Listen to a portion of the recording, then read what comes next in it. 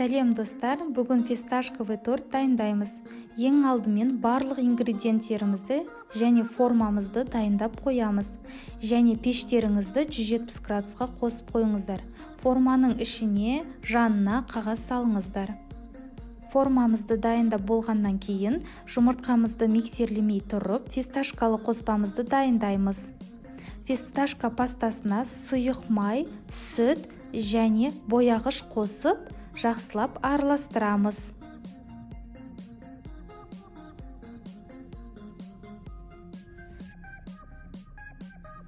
Енді жұмыртқаға пышақтың ұшындай тұз салып, ортаншы жылдамдықта миксерлей бастаймыз. Миксерлей отыра, қантты асықпай саламыз.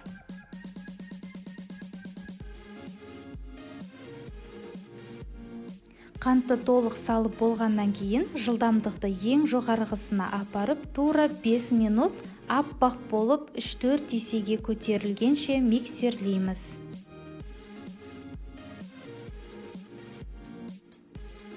Осылай аппақ болып көтерілгеннен кейін фисташка қоспамызды қосып, кішкене араластырамыз.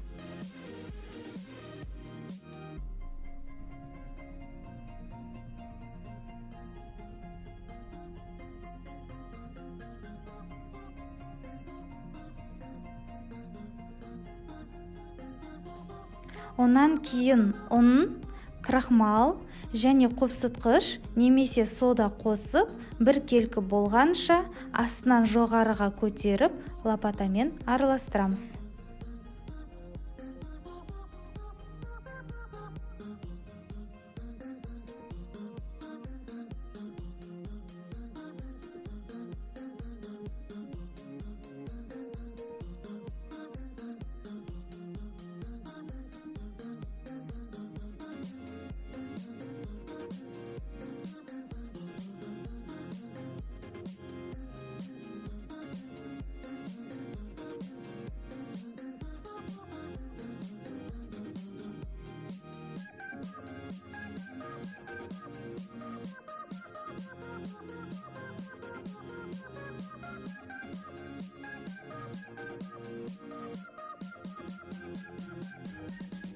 Тестаны формамызға құйып, қызып тұрған пеште 170 градуста 60 минут есігін ашпай пісіреміз.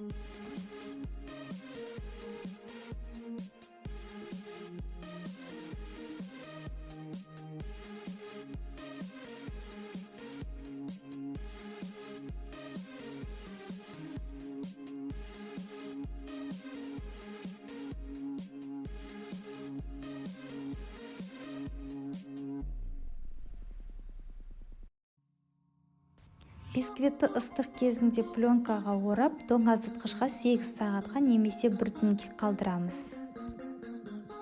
Енді бисквиттің төбесін бір келкі қылып кесіп алып, одан торттың жанына себетін ұнтақ жасадым. Қалған бисквитті 2 сантиметрден кескенде 4 корж шығады.